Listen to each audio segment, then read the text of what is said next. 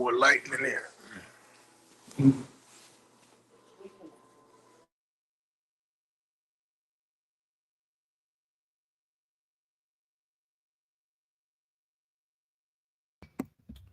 Welcome, welcome, welcome. Welcome to another edition of Two Sides to Opinion podcast. I'm the leader of the bus at the moment, the host, Marcus. Along with me, I have Coach Josh as usual Hello. and Jones as usual. But we have a special caveat today. We have a special guest, Coach Michael Slater. Welcome, guys. Welcome. Well, What's going on? how goes it? I hope you fellas How you having a guys great doing? day today. Because I sure am. All right, we're going to start this thing off. And the first way we started off with is, like I said, Coach Slater. Coach Josh, go ahead and ask that first question, man. Coach, how you doing? First off, we're gonna start off like that, man. How you doing today? I'm doing. How about yourself? Man, I'm doing pretty Oh good, man. wow, I'm that's a out here in the picture there. country. What's the country? Man, I'm in Lake Charles, Louisiana.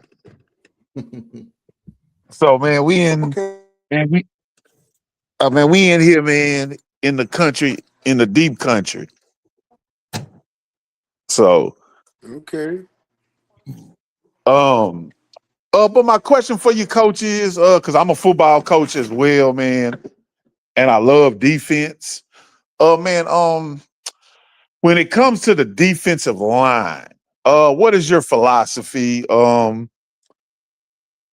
kind of schemes do you run? What kind of front do you like? Um, so on and so on. Just your whole just kind of overview up of the defensive line. So, because I think the trenches is where the games is won at.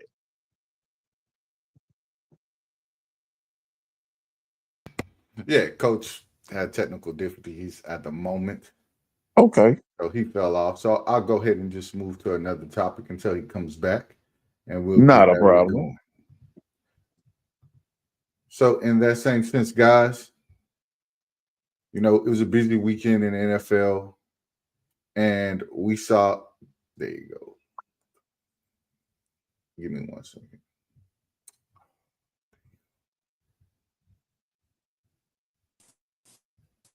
Give me Am I 1 there? second. Yes, you're back, sir. We got you. I'm back. Okay. Sorry about that. Um, a lot of the things that I do is based on personnel. That Yeah. kind of dictates everything that you do. Also, uh, depending on the situation, how many the coordinator going to allow me to rush. If I'm going to rush 4, rush 3, so am I going to drop one of my guys, or are we just going to go with a dime package? So it depends a lot on personnel. You know, um, I've always been fortunate enough that I've always played a lot of 4-man fronts Okay. because I've been successful with being able to get pressure with 4. So, and then, in passing situations, I've been blessed to have some good pass rushers that, we can get in a 3-down look and probably have 3 ends on the field and, lay our ears back and go, harass the quarterback. So, um, Yeah. Yeah. yeah. So I don't know if that answered your question, but it kind of depends on your personnel. Yeah. That really dictates anything. They dictate everything. You know, I was fortunate. I had a kid named Christian Covington that got drafted by the Texans when I was at Rice. I could put him at. He was a smart player that I could put him anywhere on the field, and we could get by with rushing 3 because they were going to have to double triple team him. And then somebody's got to win 1-on-1. So a lot of it, yeah, was personnel. Even back in Hastings. you know, we didn't do enough of it, but we had, you know, with Roger Wright and, you know, Jared Cowan and some of those guys that we could have really put offenses at a disadvantage if we, you know, did some things that allowed those guys to find who they wanted to be their friend for the night and let them love on them a little bit all night long. So Oh, find a weak link and put your best on the weak on their worst, and you know that's kind of, you know, my philosophy is finding a way, you know, to your weakness and be able to find that weakness. Coach, I would like to ask, since you Uh-oh. name dropped a few players, name a few of those players that you felt that were just unstoppable, or you just have that remembrance of them because of how good or how fantastic they was at doing exactly what you needed them to do. I know you have a couple on your brain. I know you do. Well, guys that I've coached Yes, personally sir. were, I mean, a couple guys just jump off my head, out of my head. Christian Covington, you know, one of them. Defensive tackle. Uh, he left after his junior year and he got hurt. If he'd have came back for his senior year, he'd have been a first round. Lawrence Armstrong plays for the Commanders now. He was at Kansas the year I was there. I had him his sophomore year. Uh, Lawrence was he was like a baby draft, like um, former quarterback. Or no, he wasn't a quarterback. He was a former. Uh, he was just an athlete. He may have been a quarterback, but he was skinny as a racer. And you know, we had to get some weight on him. So it's motivated.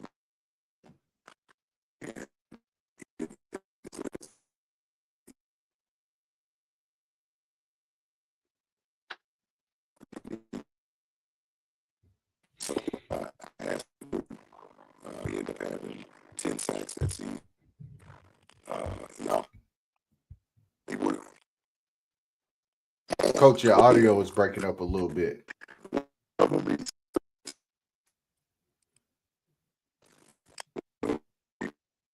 on top of it was holding on to him, and my D-tackle, Danny Wise, came and cleaned him up. And then another one, he was about to suplex the quarterback, and as he was, the safety came and took the ball from him. So he didn't get credit for this. So he got credit for that.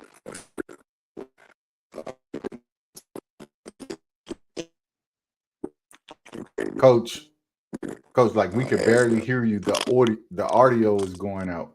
It's in and out. It's in and out.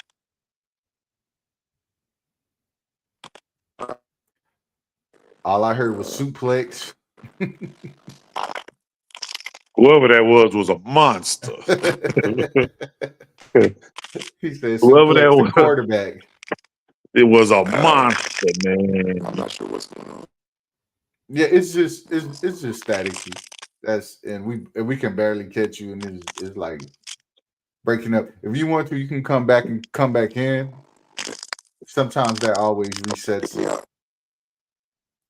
All right, we'll do that, and as soon as you come back, we'll jump right back on the same topic. Give me 1 second.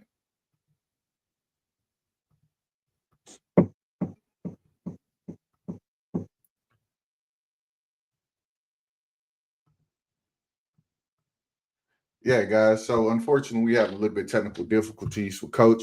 He's gonna jump back in, and then we'll get right back to those questions. To anybody out there in the audience, which I see you guys out there, I want to thank you first of all for joining us. This Thank is one of our you. special segments that we currently have with coaches. Jones, how you doing, man? I'm good, man. I'm good, man. I appreciate you guys bearing with me. coming in hot, coming from a meeting that ran a little late. But we're in a point where we get to talk about sports. So I'm doing good now. Yes, sir. Understandable.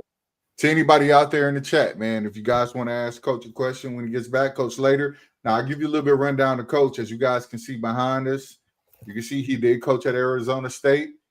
He did coach at Kansas, as he was stating at one point, and he coached at TSU and he coached at Rice. And he coached the defensive line. So if you guys want any tips or idea or any questions about what it takes to make it at the college level or what it takes basically every day as a student athlete in college, feel free to drop a question in the comments, man. This is what it's for. I'm trying to give you guys insight exactly of who he is and what it is to be a student athlete at that next level. All right. Yeah. It looks like he's on his way making it back. Let's see. Coach? No. Hello? Still no better. Still no better, Coach. Uh-huh. Yeah, I don't know what's going on. I'm not. You got that Boost Mobile, man? Say that again. I said you got that Boost Mobile, Coach? Oh no, that's Verizon, baby. It's probably 5K. He said, you know what? You know what might help too, Coach? Are you connected to the Wi-Fi? Sometimes disconnecting from the Wi-Fi will help. make sure that I get better.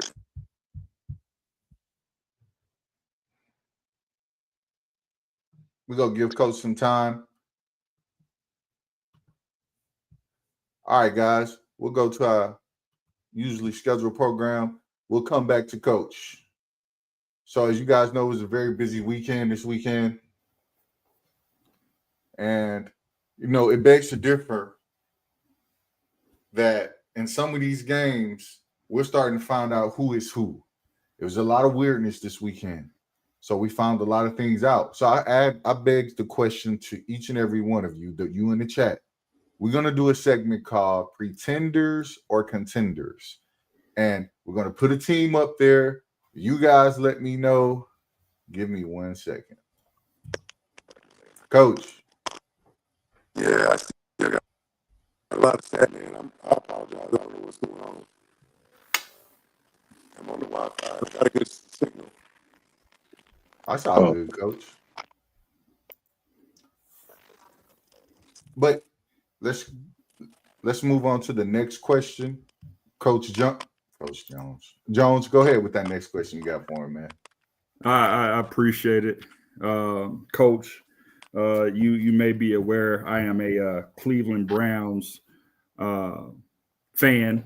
Probably one of none in the United States, but we do have a dominant defense. So I'm happy to be able to ask a question about dominant defense. Yeah. So, in your experience, what's the single most important factor in developing a dominant defensive lineman? Would you say it's the physical traits? Would you say it's mental toughness? Would you say it's technique? Or would you say it's something else completely? And we also had a conversation last week, and we were talking about coaching versus talent, right? So, where does the coaching piece land in all of that?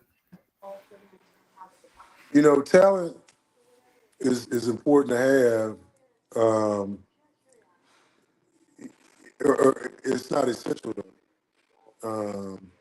You can, especially on the high school level, if you're a technician, you can be successful.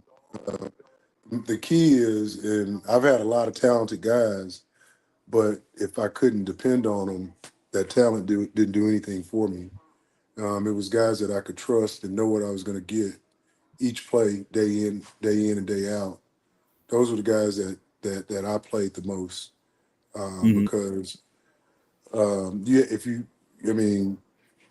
a talented guy get you fired. I mean, Easily. pretty simple. I mean, just because you're playing it because he's talented, and I can say that probably at Arizona State. I was forced to play guys that they were talented, but I had guys that I trusted more that my Right. hands were tied and I couldn't play them. So if you could talk about that a little bit, because I think as people, watching and people, especially on this panel who have played, who have coached, right. And you've coached at a higher level and you were talking about your hands being tied, because we said as fans, look back at watch football. And we're like, why is he in the game? Right. And to your point, you're saying that somebody is a better fit that's on the bench, so how do you overcome those challenges?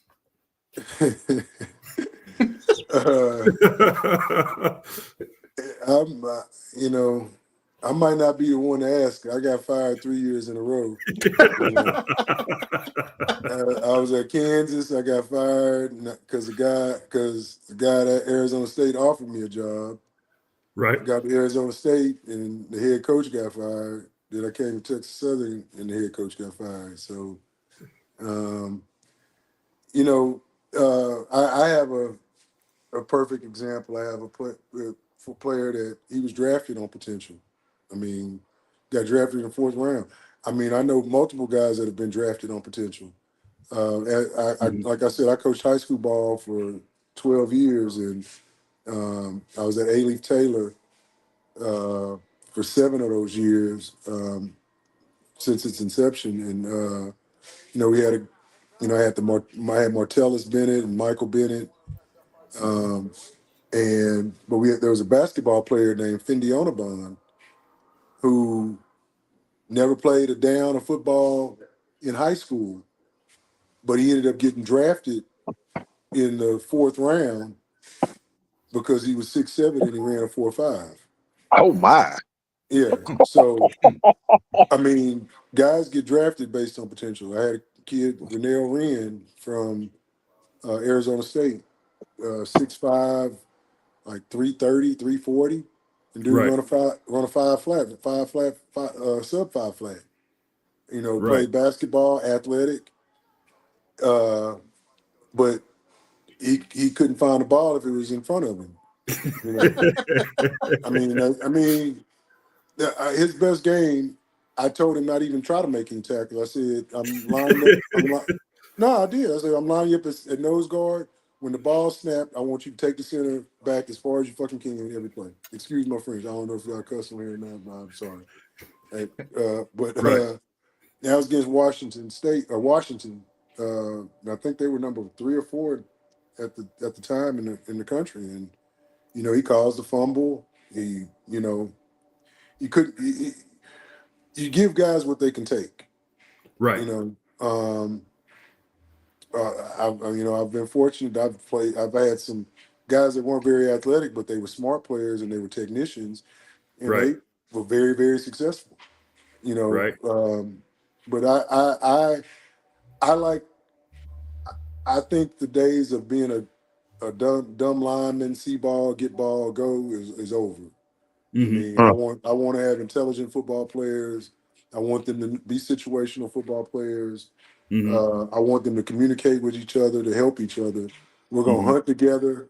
We're gonna aggravate the quarterback. We're gonna hit him at least 3 times a quarter. Right. Because by the time hit 9, 10, 11, 12 come, he gonna be ducking, not worried about who he throwing to, but who he gonna get hit by. So that's it. That's Sam Darnold treatment. You're gonna be out there seeing ghosts. And well, I coached against Sam Darnold when I was at Arizona State. So, and speaking of that game, that the guy that I was just talking about, he ended up running the running back down on the sideline, like looking like a deer. I mean, that might have been one of the things that got him drafted. I can't call the running back's name at the time at USC, but yeah, he's a pretty good back. Yeah. But let me ask a follow-up question to that, and then I'll let Marcus jump in.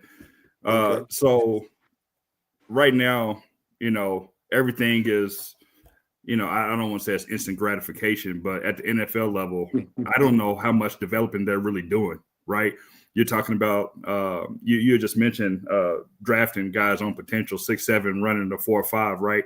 Never played football. How much time does that player have to grasp the game of football before? Well, and this was his thing. He graduated early from Arizona. He was playing basketball.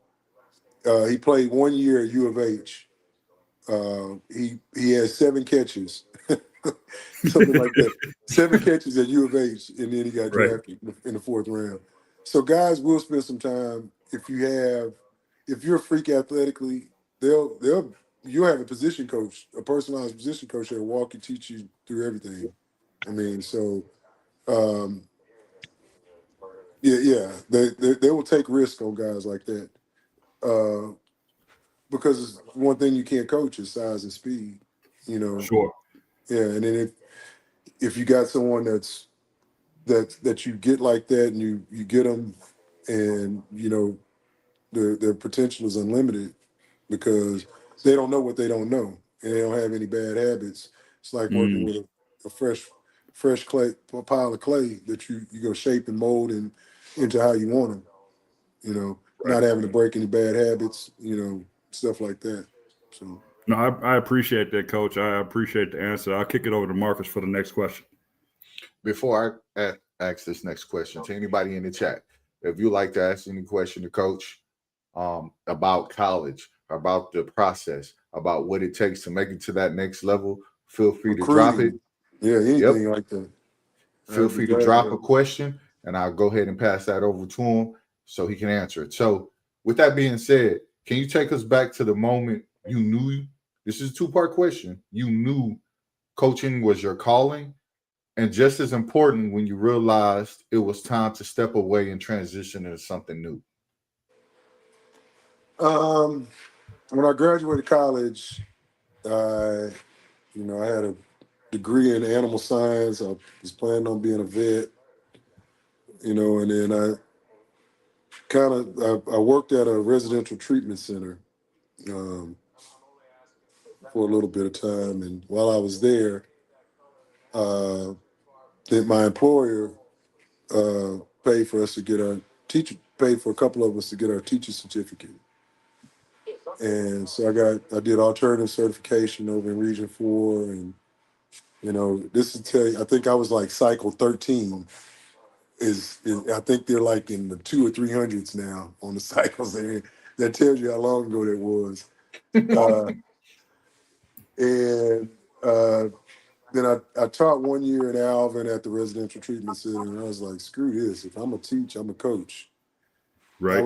I got hurt my junior year playing. I broke my leg, tibia and fibia, and then I was a student coach my senior year, and I didn't really take advantage of it when I was there because I was mad. I was pissed off because I was coaching guys I knew I was better than, and I didn't put a lot of effort into it. And now looking back at it, I kind of regret it because I was bitter. I mean, so after doing the first year at the residential treatment center, I said, shit, screw this teaching. If I'm a teach, I'm a coach. So I interviewed at a couple places. Believe it or not, I got offered the job at North Shore, and I turned it down. Let's pause right there. Let's pause right there for a second. If any of you know Texas high school football, you're going to know the North Shore Mustangs. You are going to know that they've been nationally ranked pretty much the last 20 plus years. And and you're telling me you had the opportunity to go over there and you turned it down? I turned it down. This was in 95, 96, Mm-hmm. 90, That was 95. Right before they got ready to get it started. Yeah. Yeah, that's right before everything popped off. Yep. but then I had the opportunity to go to Hastings. I lived in Sugar Land, so Hastings was a little closer. And believe it or not, I undersold myself when I took the job because I said I didn't want to coach varsity yet because I didn't feel comfortable doing it. And then I wanted to coach freshmen. So I coach freshmen, during the week. And then on Fridays, I go to the varsity games. And the defensive line, he was the defensive end coach at the time. I just thought I could have done a better job than him with the talent that he had because he had some dogs and he didn't know what to do with them. I mean, Now, question. I they have a ran question him. because I know the history of Hastings. Were you there for that state run, or was that right before you? Yeah, I was there. Yeah, I scouted all those games. Yeah. Okay. Yeah, so I was there then, and I coached on the sideline for a lot of them, with Terrence Colquitt and Nick Sabula. Gotcha. Were defensive ends at the time. Yeah. So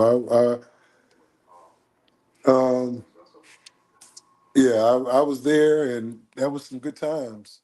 I had to advocate for the job when I got there. I had to tell head coach Stewart at the time. I was like, "Hey, coach, man, your staff needs to reflect your players." And only black coach at Hastings right now is the swim coach. And I don't know too many brothers on the swim team. And so, agreed. That's why we were mad when you left, but agreed. Yeah. But and I don't believe that. Y'all was mad at all that. He's like, man, let that nigga go.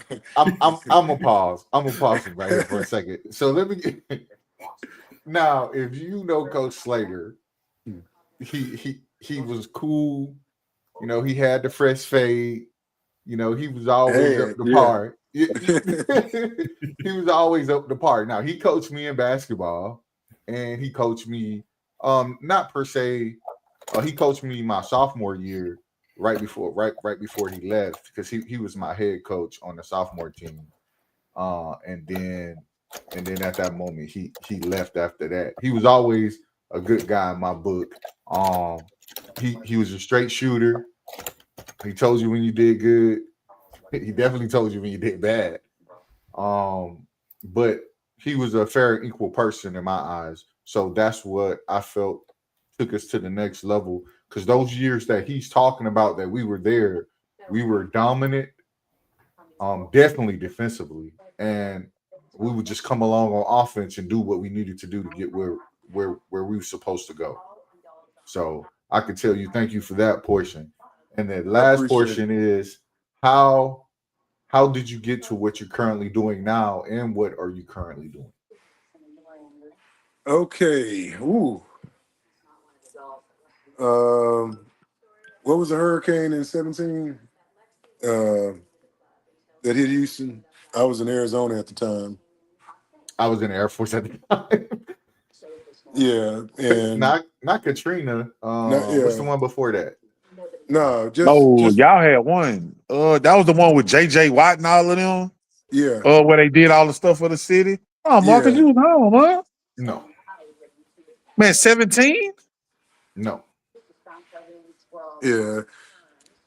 Well, my dad was ill at the time, and both my parents were still living in Dickinson, and I was in Arizona, and I'm having to fight with my parents. Hey, get in the car. The storm is coming, and not being that able fight. to be there to assist with what was going on, and so after we got let go in right after the hurricane, I moved back here to kind of help my parents. Our house got 4 or 5 foot of water in it. They lost everything, and as stubborn as they are, didn't want to move anywhere else, and so we rebuilt, and I helped them rebuild. And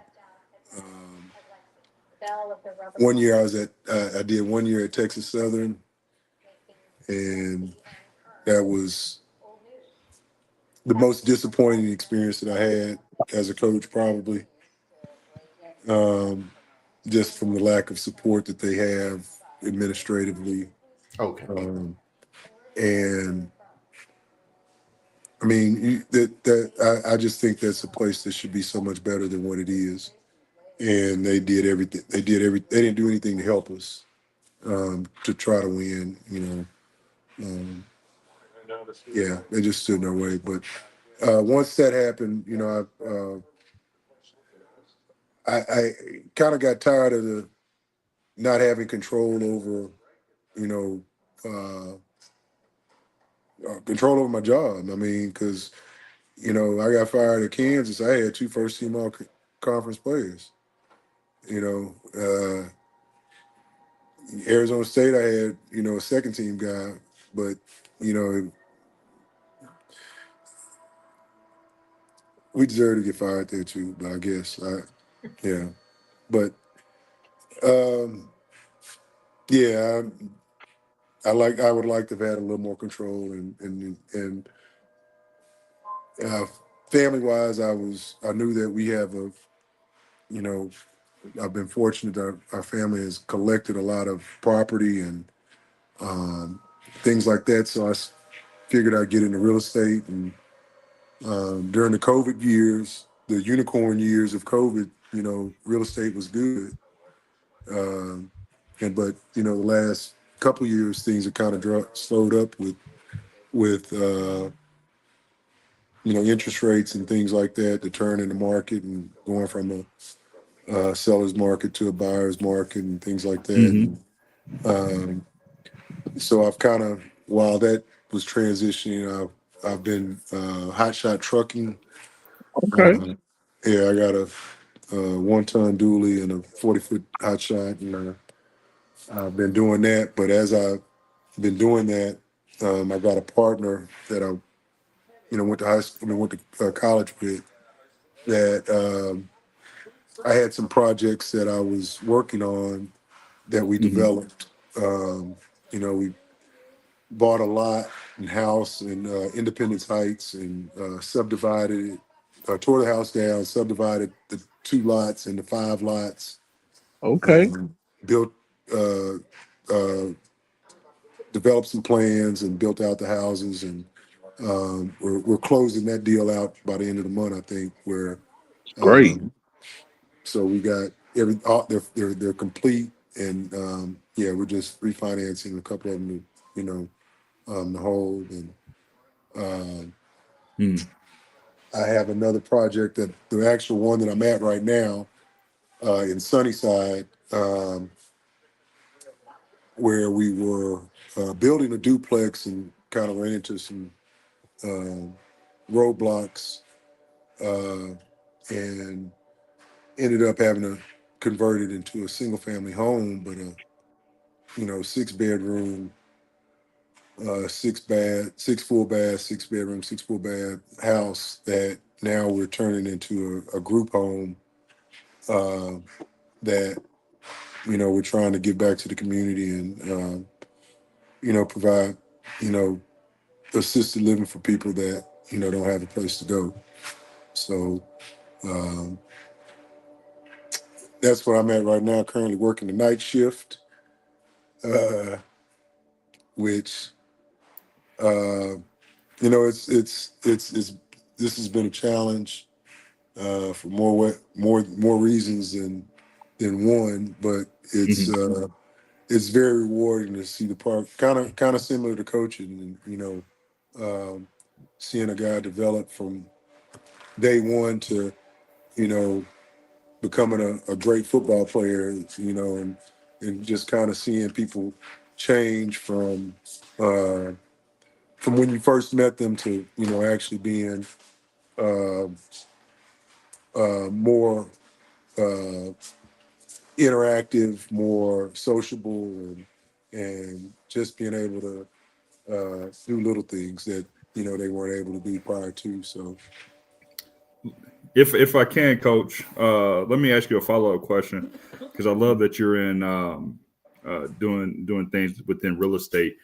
Um, have you looked at any tax deed or tax lien investing within the state of Texas?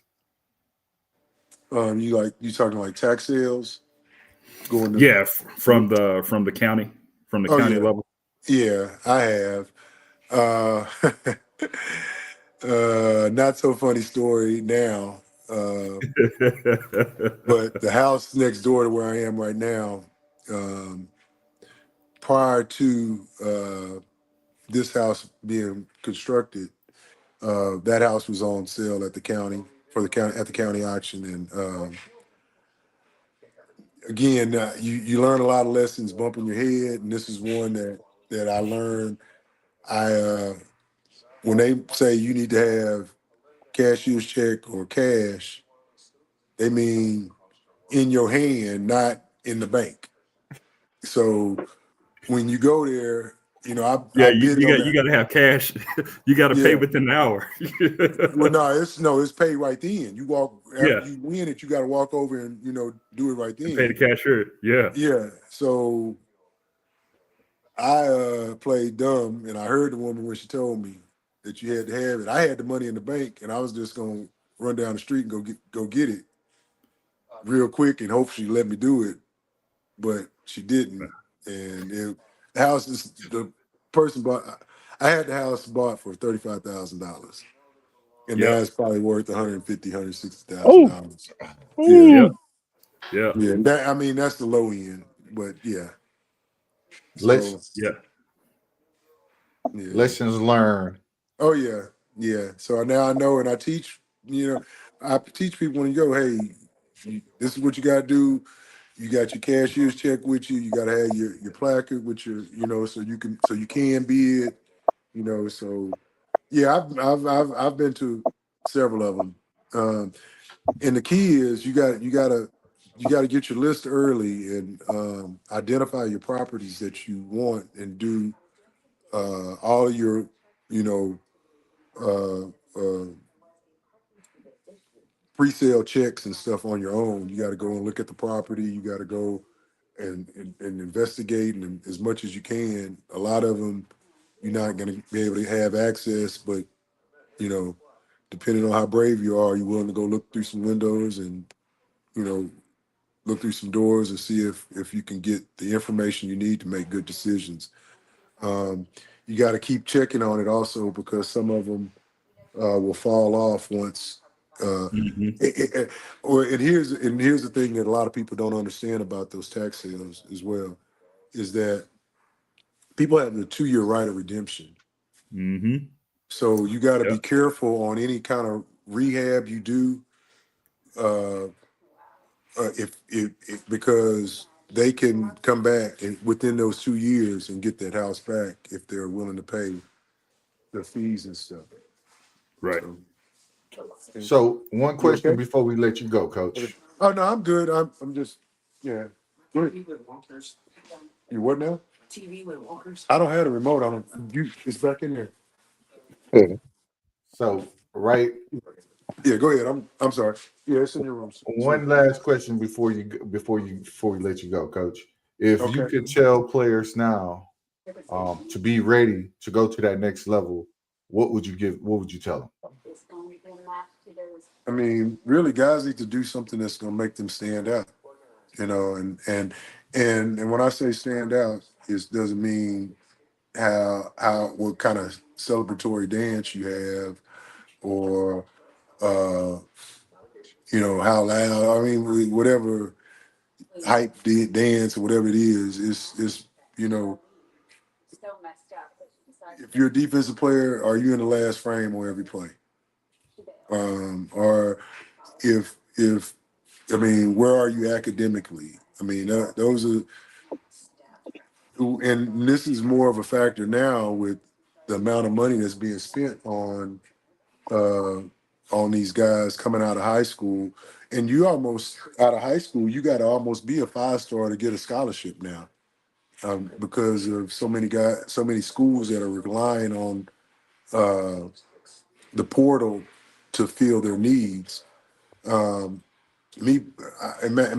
of fact, I got out right when the portal, started Jumping. becoming real popular. Yeah. So I don't know if I'd be able to coach in this kind of area, because I don't want a guy that can't deal with adversity. And a lot of those guys that are in the portal, as soon as they feel any kind of adversity or any kind of, you know, Uncomfortability. yeah, where they're not comfortable, they don't feel like they're being catered to, they want to jump in the portal. And yeah, it's I think it's really hurting football. It's I think it's a big reason why a lot of these coaches are being fired so soon. It's a lot of reason why there's a lot of not a lot of player development anymore. You know, um, it's. I mean, I think it's the football is deteriorating because of it. I mean, the quality of players. You have individual players that yes stand out, but just the overall.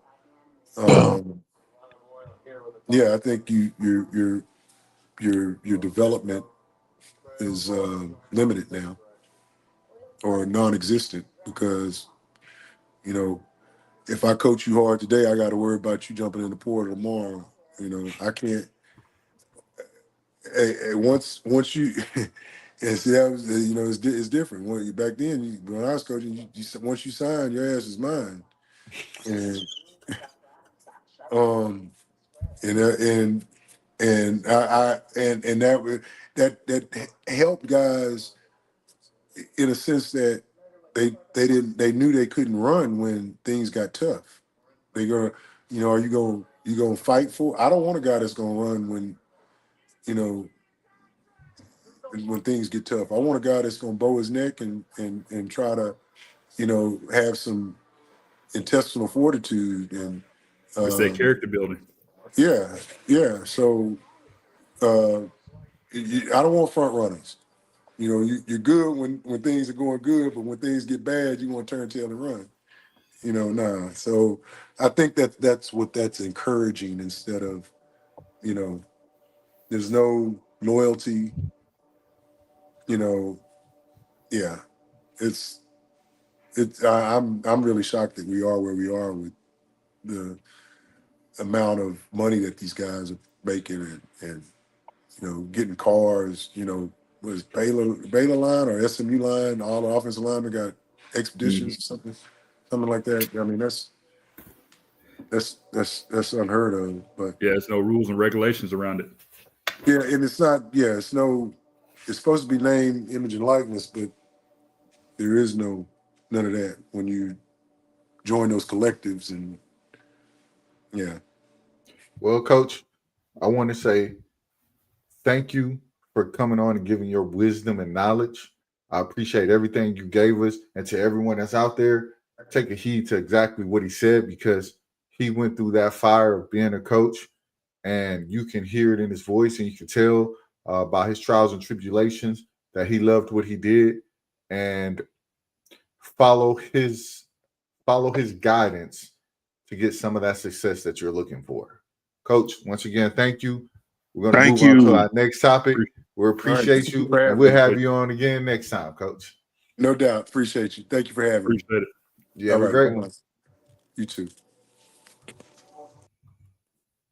All right, guys, let's move to our next topic. We got a little bit of time, work on some things. We was talking about it before Coach came back on. It was a great segment. Appreciate everything that he said. But it was a wild weekend in the NFL, and we want to know if these teams are contenders or pretenders. And I'm gonna put them up on the screen. You guys let me know. First at hand, one of the teams Jones was talking about. So we got the Chicago Bears. I'm gonna give you a little bit. They've won 4 in a row. They beat the Cowboys, Raiders, Commanders, and Saints. Of the last 4, their defense has given up 19 points per game. Their offense is scoring 26.7 points per game, and their current overall record is 4-2. So Jones, contenders or pretenders, man? So let me first start by saying Ben Johnson is doing an amazing job with that entire team. But listen, so the next 5 games is going to be a run of the gauntlet, right? They're going to get this next win, right?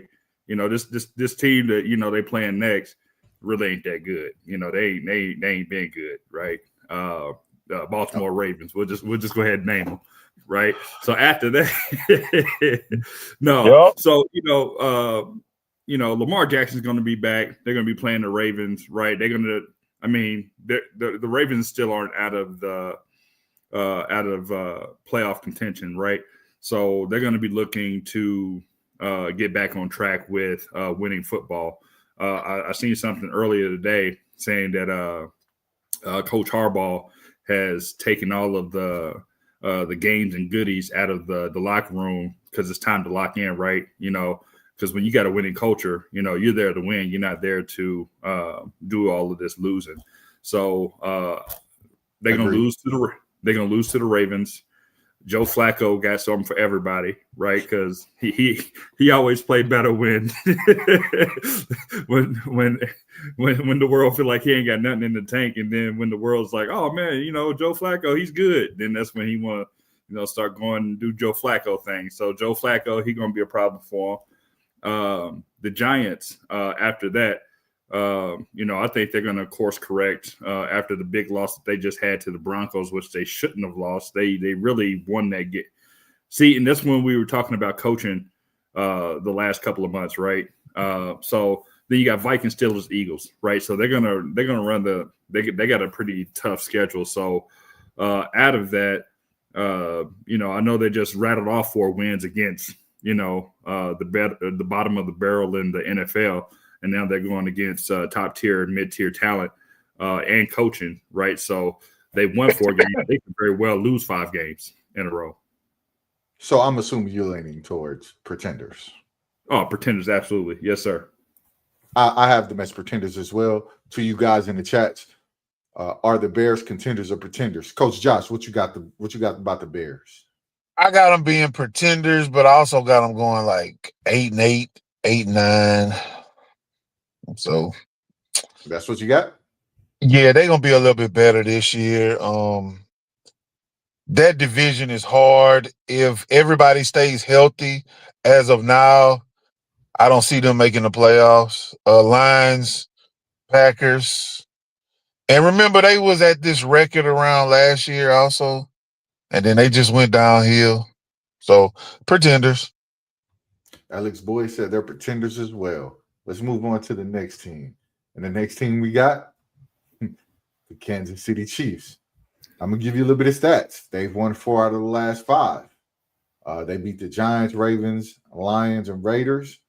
Out of those 5 games, the offense is scoring 29.6 points. The defense is allowing 15.4 points. And their overall record now stands at 4-3. So I ask you, Coach Josh, is Kansas City contenders or pretenders? Contenders. And we said this when they played Baltimore. We was going to see whoever was going to win that game was going to start to move up. And they got healthy, and they rolling right now.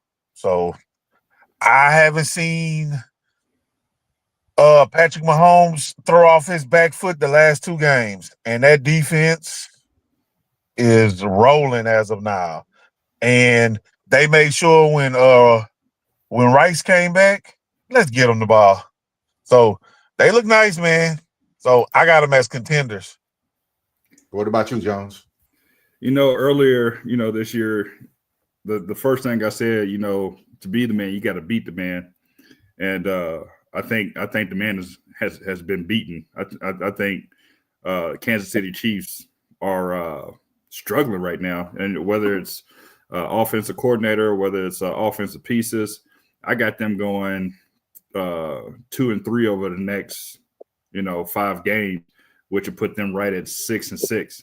Right? I got them at 500, and with the rest of the season and the teams that they're playing, because they play the Commanders next, the Bills, Broncos, Colts, and then they play the Cowboys. I got them beating Commanders.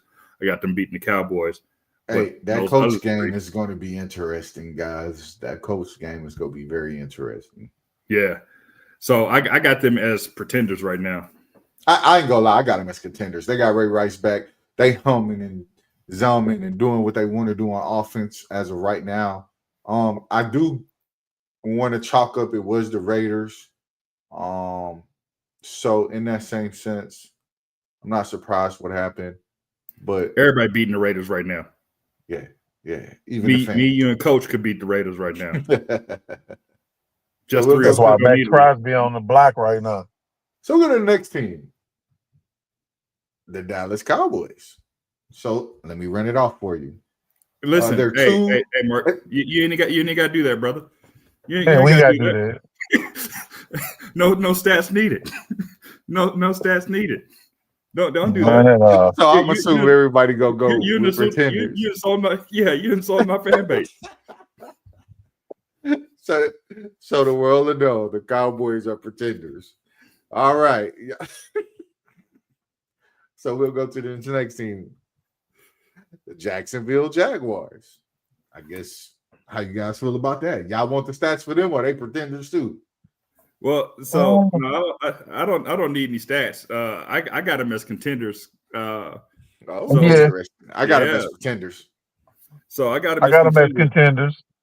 They're gonna probably finish second in that division. Here's why I got them at pretenders. Go ahead. I don't think that offense. I don't have faith in Trevor Lawrence. I don't. He looked up and beat Kansas City. He tripped over his own feet, got up, and scored a touchdown because Kansas City was being lazy on defense.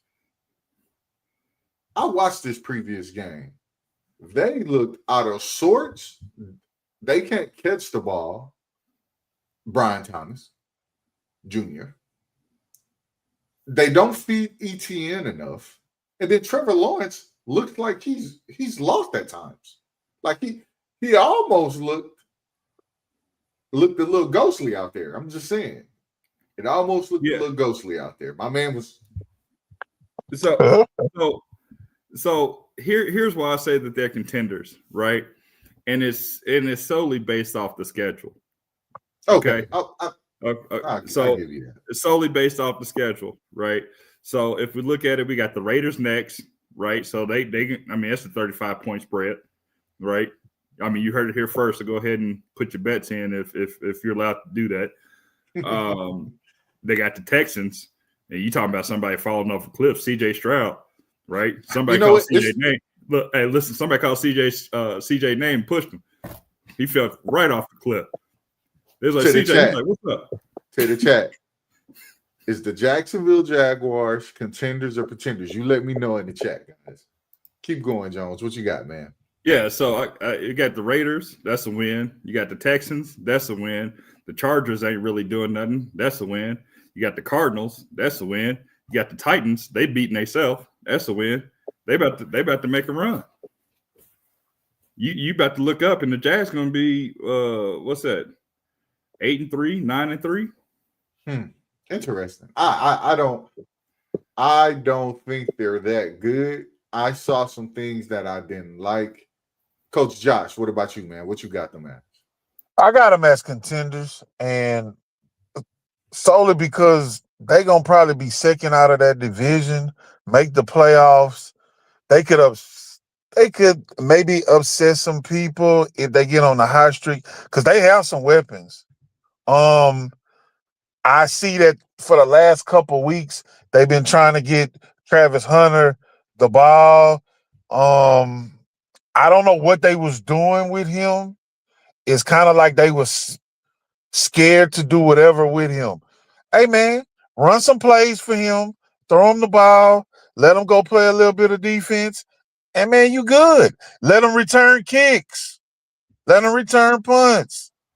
Like, but man, I don't know what's going on. So, as I look at it, I think that they contenders just because of the record.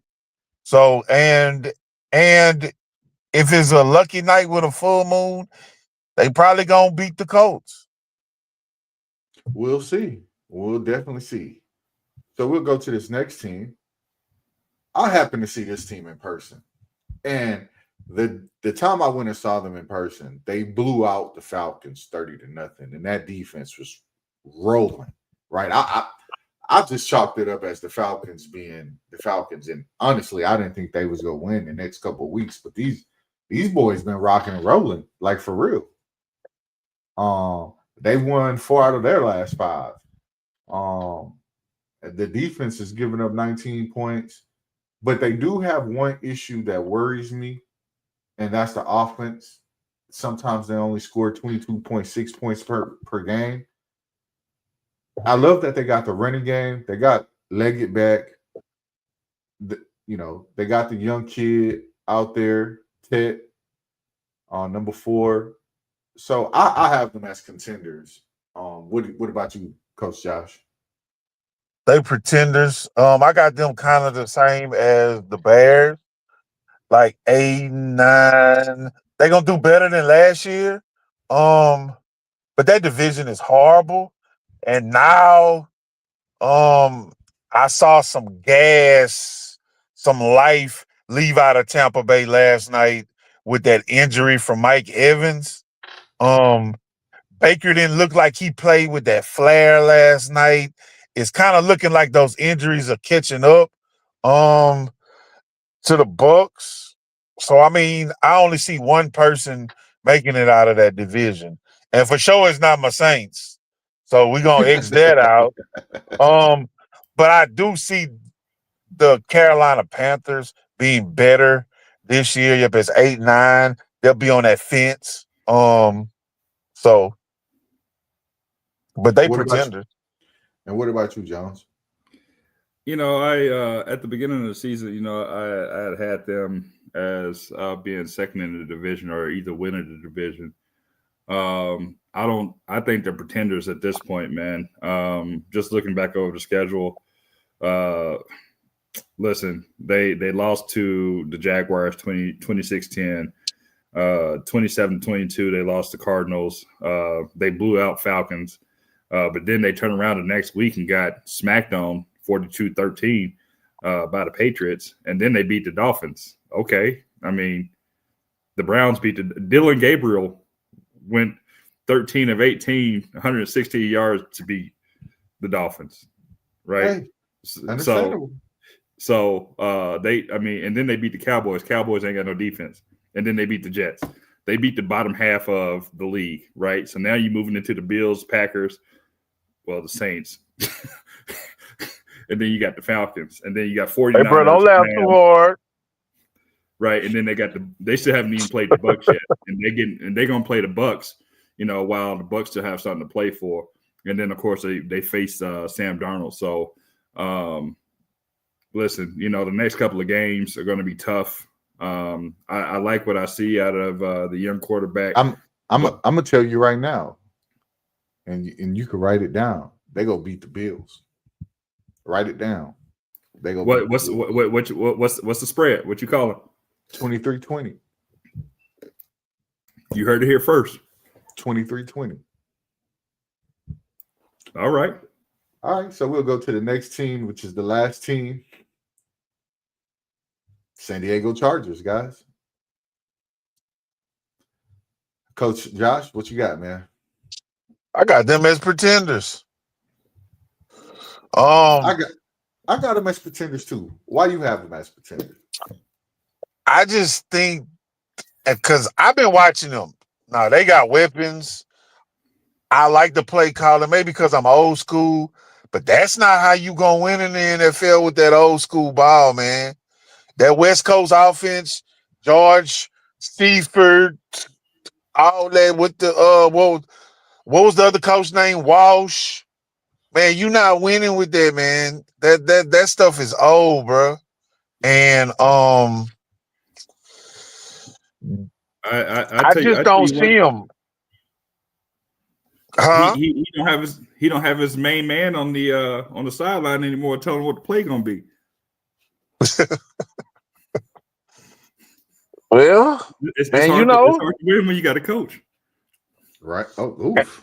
We throwing shots. Okay. Hey, listen, whoa, I'm just telling you what the and folks told me. and with the Justin, Chiefs, Justin and say with they the Chiefs, contenders, man, man. and with the Chiefs coming, and the Broncos. I mean, bro, the Broncos got to be the luckiest team this year, man. Agreed. So we Bro, they got go. to be the luckiest team this year. Agreed. So, Hold and on, let me run through it real quick. So I got I had them as pretenders, but I think they can go on a little run because they got the Vikings coming up. Carson Wentz ain't looking good, and McCarthy, if he come back, I mean, that's a bad situation because he wasn't playing good to begin with. Then you got Titans, Cam Ward. Oh, but Ain't really. here's what I said about Minnesota, and I'm gonna tell all of you guys: when Minnesota gets their offensive line back, then that's when there'll be a problem. Until then, they're gonna have issues up front because they can't block me and you.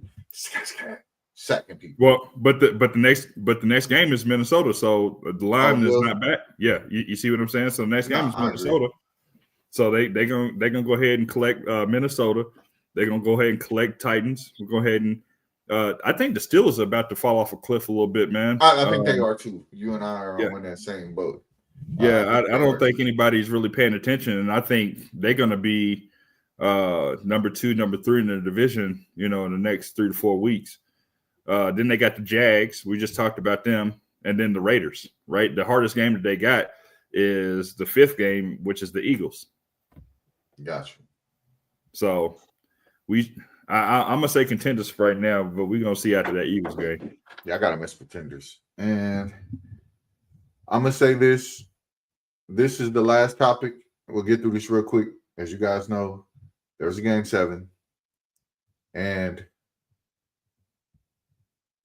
the crazy thing that happened is that Seattle was up 2-0 going home with 3 games at home. So it begs the biggest question: did Seattle choke, or did the Blue Jays go and take it? I'll start with you, Coach Josh. it's a little bit of both, man. I mean, sometimes I was always taught by these old coaches. The worst thing you could do at the Kentucky Derby, man, when you're running a donkey with a bunch of horses, is give that donkey some confidence, because they are stubborn. And they gave them people some confidence by letting them people hit the ball. And Toronto, they really took advantage of it. Man, Vlad Jr. looked good. He looked good. And then the pitching went down to me like, it was like, hey, man, what y'all doing? This mediocre pitching.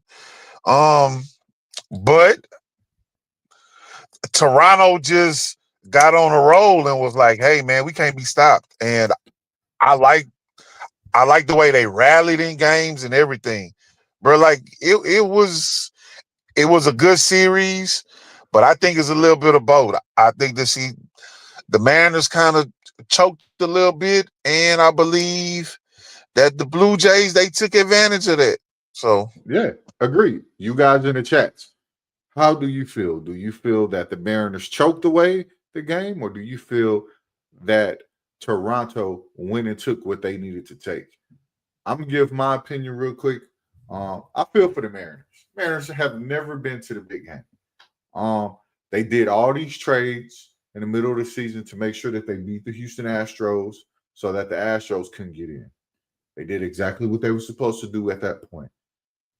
They made a run to the ALCS, and then they ran into the Blues. Listen, they won the first 2 games on the road. The first 2 games on the road.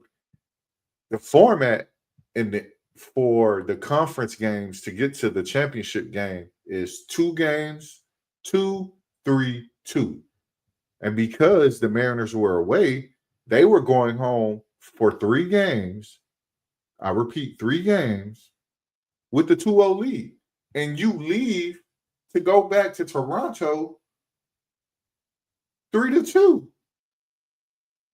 And then you go to game 7, you're up 3-1 going into the 7th inning, and you give up a 3-run homer to Springer, which I feel is ironic because they tagged him a couple games earlier, which made him miss some games.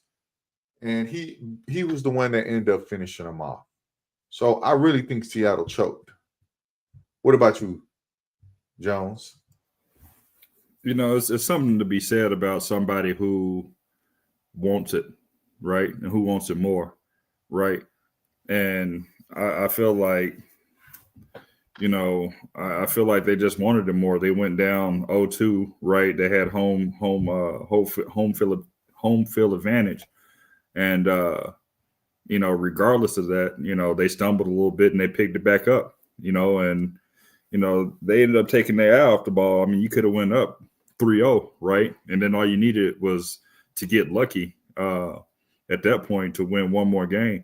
So the fact that they were able to, you know, dig deep and despite being down 0-2, I think they took what they I think they took what they deserved, right? They said we will not be denied, and here we are. Period, point blank. You know what? I have no problem with that. And I'm going to once again put what Justin put. Justin said George Springer brought that championship leadership and just helped the Blue Jays overcome. I can agree with that. Well, guys, we had a very eventful night tonight. I want to thank all of you for coming out. I appreciate every one of you. Make sure you jump in the chat. Next week, we have another coach coming on. If you want to ask a question, feel free, man. Go ahead and ask a question. We leave the note as we always leave something positive. You guys be grateful in the world. Take each day one day at a time because we're never guaranteed tomorrow. We all love you. You guys have a great one, and we see you again next week. Good night. So